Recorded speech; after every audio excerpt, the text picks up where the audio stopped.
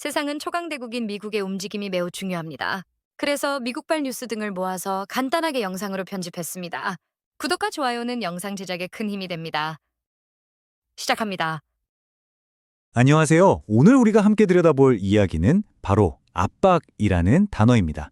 신형 아이폰 출시부터 세계 경제 지표 그리고 정치적 격변까지 전혀 상관없어 보이는 이 사건들 속에 사실은 하나의 거대한 힘, 바로 이 압박이 숨어 있거든요. 이 점들이 어떻게 하나로 이어져서 지금 우리가 사는 세상을 만들고 있는지 그 큰 그림을 한번 그려보겠습니다. 자, 그럼 시작해 볼까요? 우리에게 가장 익숙한 이야기부터 꺼내보죠. 애플이 곧 새로운 아이폰을 내놓습니다. 매년 하는 행사 같지만 올해는 분위기가 좀 달라요. 그 어느 때보다 뭔가 보여줘야 한다는 압박이 어마어마하거든요. 아이폰에 큰 변화가 필요하다, 이런 목소리가 여기저기서 나오고 있죠. 애플한테는 이게 정말 중요한 문제가 된 거예요. 단순히 폰을 더 얇고 예쁘게 만드는 차원의 얘기가 아니라는 거죠. 전 세계적인 경제 불안, 그리고 인공지능이라는 거대한 기술 혁명의 파도 속에서 애플이 중대한 시험대에 오른 셈입니다.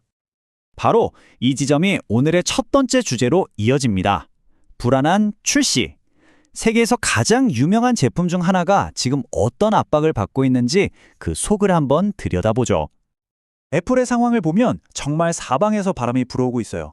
우선 소비자들은 이제 좀 지쳤습니다. 이른바 업그레이드 피로감이죠. 스마트폰 성능이 다들 좋아지니까 굳이 매년 새 폰을 살 이유를 못 느끼는 거예요.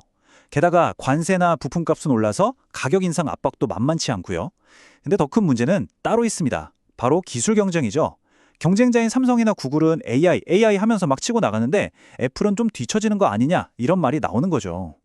한 분석가가 이런 말을 했어요. 이게 딱 핵심을 짚는 말인데요. 원래 신제품 발표하면 와, 이번엔 기능이 대박이다, 이런 얘기가 나와야 하잖아요. 근데 요즘엔 그래서 얼마래? 이 얘기부터 나온다는 거예요. 이건 사실 좀 위험한 신호죠.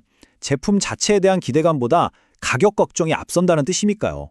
그만큼 시장의 열기가 예전 같지 않다는 거고요. 자, 그럼 아이폰 얘기에서 한 발짝 물러나서 더 큰 그림을 한번 볼까요? 이 압박이라는 거 사실 아이폰만의 얘기가 아니라 우리 모두가 느끼고 있는 현상입니다. 흔히 세계의 공장이라고 불리는 중국의 엔진이 식고 있다는 신호가 나왔습니다. 중국의 수출 증가율이 6개월 만에 최저치를 기록했는데요. 이게 무슨 뜻이냐면 전 세계적으로 사람들이 지갑을 닫고 있다는 아주 명확한 신호입니다. 그래프를 보세요. 불과 한 달 전인 7월에 7.2%였는데 8월에는 4.4%로 뚝 떨어졌잖아요. 이건 그냥 숫자가 아니라 세계 경제 전체가 삐걱거리고 있다는 증거예요. 그리고 이런 경제적인 압박은 사회의 가장 약한 고리부터 끊어내기 시작합니다. 미국을 보면 최근 발표된 흑인 노동자의 실업률이 2021년 이후 최고 수준에 도달했습니다. 바로 7.5%입니다. 이걸 두고 경제학자들은 탄광 속의 카나리아라고 부릅니다. 예전에 광부들이 유독가스를 감지하려고 카나리아를 데리고 탄광에 들어갔잖아요. 새가 먼저 쓰러지면 위험하다는 신호였죠. 바로 그거예요. 특정 집단에서 먼저 나타나는 이런 위기 신호가 곧 사회 전체에 닥칠 더 큰 경기 침체를 알리는 경고음이라는 겁니다. 자, 그럼 이게 또 어떻게 연결되는지 한번 보죠. 사람들이 경제적으로 힘들어지면 누굴 쳐다볼까요? 바로 정부죠. 그런데 문제는 지금 정부들도 엄청난 압박을 받고 있다는 겁니다. 미국에서는 이 압박이 이민 문제에 대한 아주 강경한 태도로 표출되고 있어요. 현 행정부가 연방의 힘을 보여주겠다면서 소위 피난처 도시라고 불리는 곳들을 압박하고 있고, 이 때문에 갈등이 점점 커지고 있는 거죠. 이게 그냥 하나하나 따로 일어나는 일이 아니에요. 마치 잘 짜인 각본처럼 연방 정책에 저항하는 도시들을 겨냥해서 조직적으로 움직이고 있거든요. 시카고에서는 미드웨이 블리츠라는 새로운 단속 작전이 발표됐고, 대법원은 또 로스앤젤레스의 이민 단속을 막던 걸 풀어줘 버렸어요. 연방정부 편을 들어준 거죠. 심지어 LA랑 워싱턴 DC에는 주 방위군까지 들어와 있습니다. 중앙정부와 지방 도시의 힘겨루기가 이제 한계에 다다랐다는 걸 보여주는 장면들입니다. 이런 압박, 미국만의 얘기가 아닙니다. 바다 건너 유럽으로 가보면요, 상황은 훨씬 더 심각해요. 아예 정치 시스템 자체가 흔들리고 있거든요.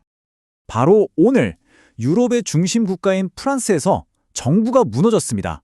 근데 그 이유가 놀라워요. 우리가 지금까지 쭉 얘기해온 바로 그 문제, 견딜 수 없는 수준의 경제적 압박 때문이었습니다. 프랑스 총리가 나라 빚이 너무 많으니까 연금 삭감이나 공공서비스 축소 같은 긴축 예산안을 내놨어요. 근데 이게 완전히 역풍을 맞은 거죠. 결국 의회에서 불신임 투표를 했는데 결과가 364대 194, 압도적인 차이로 졌습니다. 정부가 내놓은 경제 해법이 국민들한테는 더 큰 압박으로 다가왔던 순간이었습니다.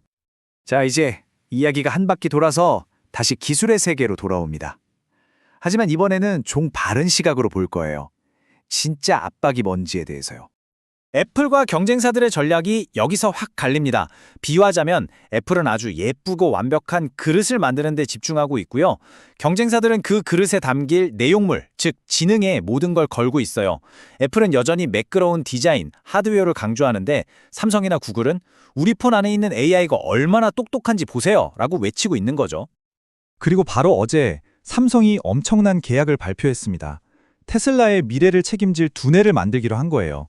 이건 기술 경쟁의 판을 완전히 뒤흔드는 한 수라고 볼 수 있죠.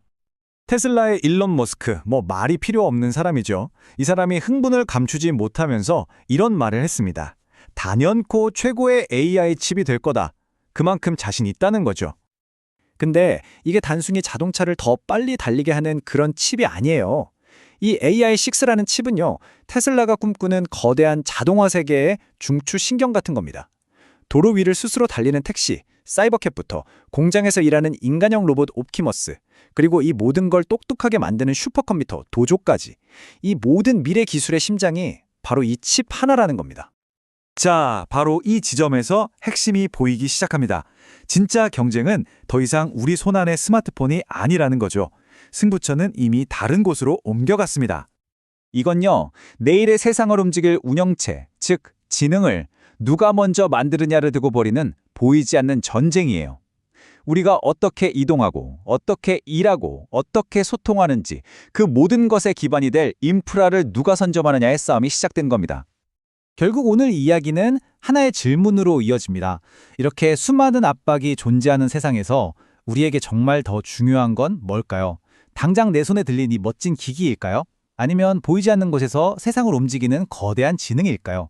이 질문을 한번 곱씹어 보시면서 오늘 이야기를 마무리하겠습니다. 들어주셔서 감사합니다. 오늘은 여기까지입니다. 구독과 좋아요 감사합니다. 행복한 하루 되세요.